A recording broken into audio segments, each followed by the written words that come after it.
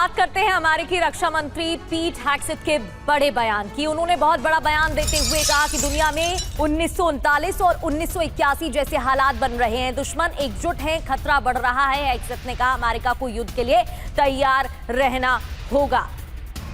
तो ये उदाहरण उन्होंने दिया 1939 और 1981 का, वर्ल्ड वॉर 2 की बात की। कहा कि ऐसे हालात यहां पर बनते हुए दिख रहे हैं।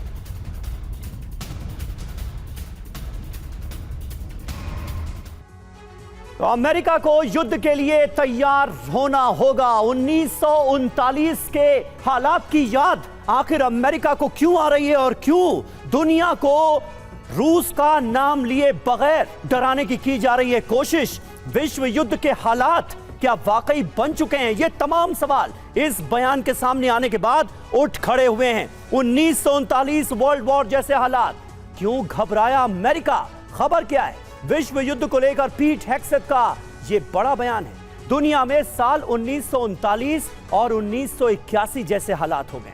अमेरिका के दुश्मन एकजुट हो रहे हैं, निशाना रूस की तरफ। खतरे को हम महसूस कर रहे हैं, ये कहते हैं हेग्सेथ। अमेरिका को युद्ध के लिए तैयार रहना होगा। विरोधियों को रोकने के लिए अमेरिका तैयार रहे। अमेरिकी डिफेंस फोर्सेस एकजुट होकर काम करें, ये उन्होंने कहा है। बड़ी बात यह है कि रूस के आक्रामक रुख के बाद पेंटागन अलर्ट है। एटमी हथियारों की तैनाती से भी तनाव बढ़ गया है। पेंटागन को भय है कि कहीं विश्व युद्ध शुरू ना हो जाए।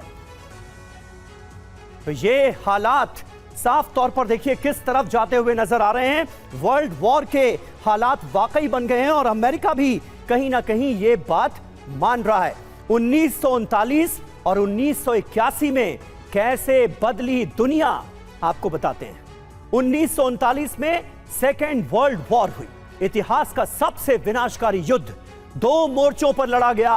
द्वितीय विश्व युद्ध। जर्मनी ने पोलैंड पर हमला शुरू किया। इटली, जापान ने जर्मनी का समर्थन किया। सोवियत संघ के साथ अमेरिका, चीन, ब्रिटेन और फ्रांस थे। जर्मनी ने यूरोप के कई देशों पर कब्जा कर लिया। इसके बाद 1941 में जर्मनी ने सोवियत संघ पर हमला किया। 6 अगस्त 1945 को अमेरिका ने हिरोशिमा, नागासाकी पर परमाणु बम गिरा दिए। 2 सितंबर 1945 को जापान के समर्पण से यह जंग खत्म हुई।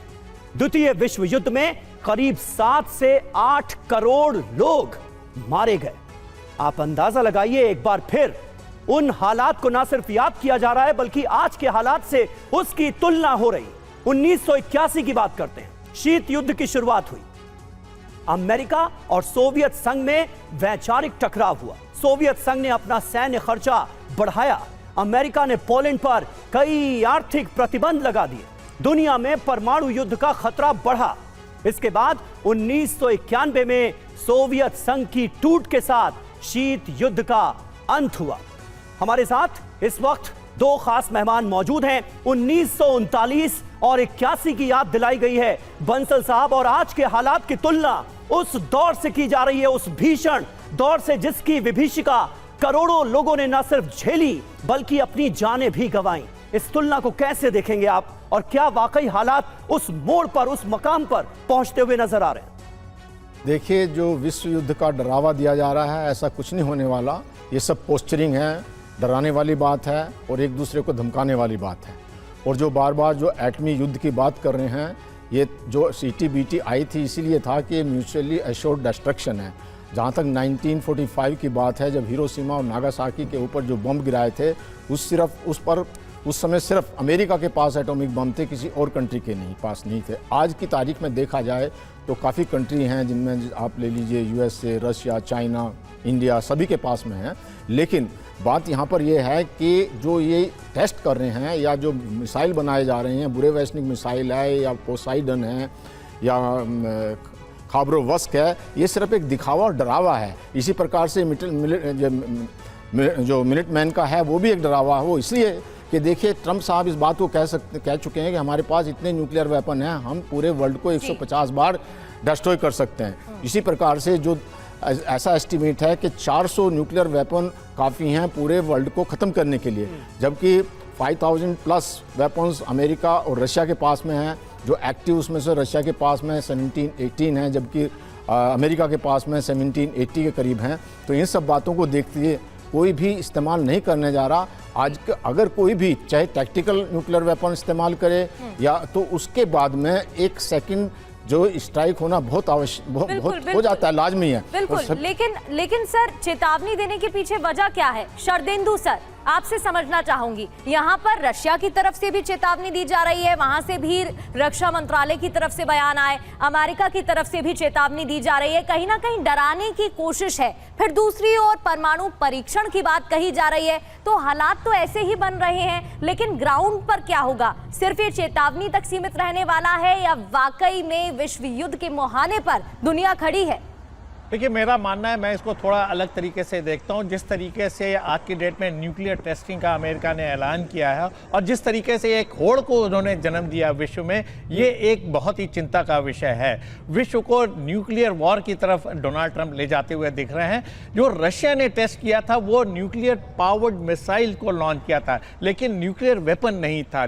इसी तरीके से जो उन्होंने टॉर्पेडो लॉन्च किया था वो भी न्यूक्लियर पावर्ड था। अब अमेरिका न्यूक्लियर वेपन का टेस्टिंग करने जा रहा है और साथ में उन्होंने बताया कि चाइना, नॉर्थ कोरिया और पाकिस्तान में भी इस तरीके की टेस्ट हो रहे हैं जो कैलेंडरस्टाइन तरीके से हो रहे हैं। तो इसके तहत एक तरीके की होड़ देखिए उन्होंने पूरे विश्व में मचा दी है।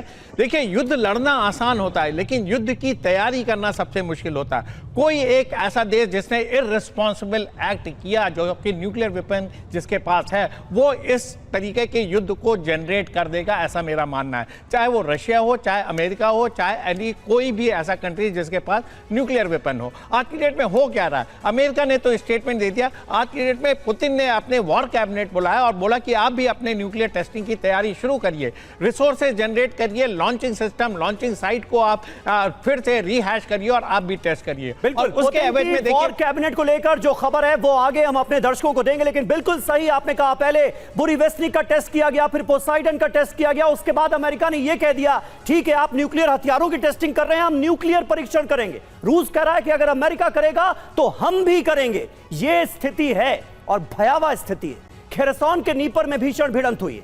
आर्कटिक ब्रिगेड ने ड्रोन रिपीटर को उड़ा दिया। फागोट ATGM क्रू ने इस हमले को अंजाम दिया।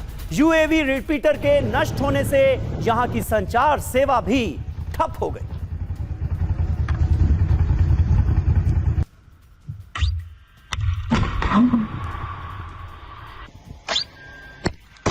वहीं दूसरी ओर पोल्टावा में रेल डिपो पर हमला हुआ है। कीव और पोल्टावा रेल रूट बंद। इसका असर ये कई ट्रेनें और इंजन को नुकसान पहुंचा है।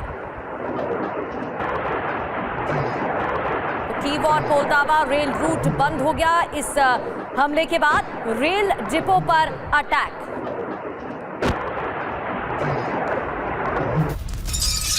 और पोक्रोवस्क लगातार सेंटर पॉइंट बना हुआ है। यहीं से एक बहुत बड़ी खबर आ रही है। अमेरिका ने यूक्रेन से कहा है कि यहां पर जंग जारी रहे, पोक्रोवस्क की जंग रुकनी नहीं चाहिए।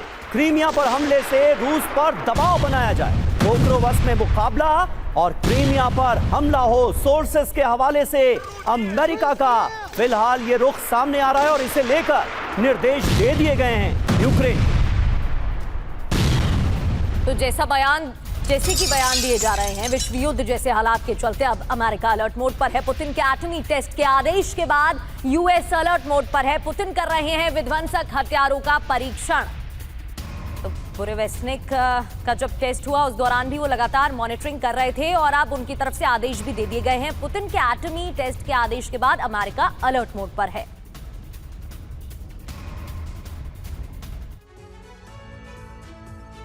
लेकिन सवाल तो यही है कि आखिर अमेरिका को क्यों सता रहा है वर्ल्ड वॉर 3 का खतरा, तृतीय विश्व युद्ध का खतरा। ये आपको बताते हैं। दुनिया में दरअसल कई मोर्चों पर, एक नहीं दो नहीं, कई मोर्चों पर इस वक्त जंग जारी है। करीब 3 साल से रूस यूक्रेन जंग ही चल रही है। इजराइल और हमास में जंग भी अभी तक जारी है। चीन और ताइवान के बीच भी तनाव बढ़ता हुआ नजर आ रहा है।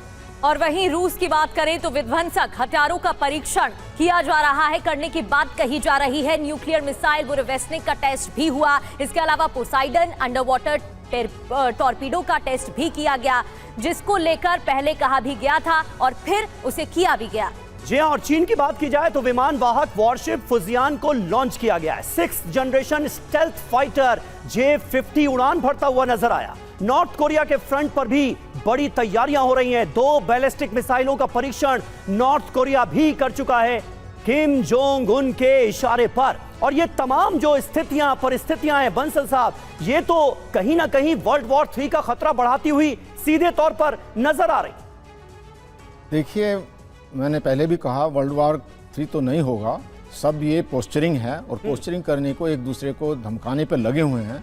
अभी जैसे कहा जाए ये बुरेवासनिक का जो एक प्रयोग किया है उसकी क्या कैपेबिलिटी, उसकी कैपेबिलिटी है अनलिमिटेड टाइम तक, अनलिमिटेड डिस्टेंस तक जा सकता बंसल सर, लेकिन कहा तो यह भी जाता था, देखिए कोई भी समझदार आदमी यही उम्मीद करेगा और इस जंग से पहले हर कोई यही उम्मीद कर भी रहा था कि 21वीं सदी के इस दौर में रूस यूक्रेन के बीच ऐसे आमने सामने की जंग थोड़ी हो जाएगी। इजराइल हमास पर हमला थोड़ी कर देगा, इजराइल ईरान पर अटैक थोड़ी कर देगा, अमेरिका का ईरान पर अटैक तो नहीं हो जाएगा, लेकिन ये सब कुछ हुआ है। उसके पीछे मकसद था। मकसद जैसे यूक्रेन जो नाटो में शामिल होना चाहता था तो रशिया को उनको रोकने के लिए हमला करना पड़ा। हमला करने के बाद में जो उनका अनुमान था कि वो 1 हफ्ते के अंदर में युद्ध जीत जाएंगे, लेकिन ऐसा नहीं हुआ। 3.5 साल हो गए, 4 साल होने को जा रहे हैं, लेकिन रशिया को कोई उसमें निर्णायक बढ़त नहीं मिली है। हालांकि कुछ जगह पे उन्होंने कब्जा किया है। तो इस बात को देखते हुए अभी बल्कि नाटो जो डेड ऑर्गेनाइजेशन थी, फ्रांस ने कहा था कि ये ब्रेन डेड हो चुका है, नाटो को खड़ा कर दिया गया है। इसी प्रकार से जो हमास का अटैक हुआ उसका एक कारण था। लेकिन आज की तारीख में अगर आप देखें तो भले ही जो अमेरिका है वो दूसरों के कंधे पर रख के बंदूक चला रहा है, वो नहीं चाहेगा कि उसके घर में या वहाँ पे कोई जो है इस तरह का अटैक हो। इसी बात को देखते टॉमहॉक मिसाइल नहीं दिया। उन्होंने सोचा अगर इस तरह की मिसाइल दे दी जाएगी रशिया को तो रशिया डायरेक्ट उनके ऊपर अटैक कर देगा, क्योंकि मॉस्को और वाशिंगटन के बीच में 8500 का डिस्टेंस है, किलोमीटर का। और जबकि आजकल इंटरकॉन्टिनेंटल बैलिस्टिक मिसाइल जो रशिया के पास हैं वो 14,000 से ज़्यादा हैं, 14,000 किलोमीटर से ज़्यादा हैं। तो इन सबको देखते हुए तो अमेरिका कभी नहीं चाहेगा कि इस तरह का कोई स्थिति पैदा हो, क्योंकि लड़ाई में खास करके ये जब पता चल रहा है कि सुसाइड है, अगर कोई कंट्री इस तरह का कोई न्यूक्लियर की सोचता भी है तो समझो कि वो न्यूक्लियर विंटर आ जाएगी, कोई हम बचेगा नहीं। तो ऐसा खतरा कोई नहीं लेगा। हालांकि पहले दिन से ही रशिया ने भी कहा है कि अगर नाटो पूरा आता है तो हम टैक्टिकल न्यूक्लियर वेपन यूज करेंगे। और ये कई बार इस तरह के थ्रेट आए हैं, लेकिन आज तक कई बार रेड लाइन पार हो चुकी हैं और सबने देखा है कि रेड लाइन पार हुए हैं, लेकिन रशिया ने कभी यूज नहीं किया। तो ये सिर्फ थ्रेट हैं जो कि दूसरों को डराने के लिए, खास करके यूरोप को डराने के लिए कि वो यूक्रेन को कोई वेपन ना दे। जा सकता है, बिल्कुल उकसाया जा रहा है, धमकाने की कोशिश की जा रही है।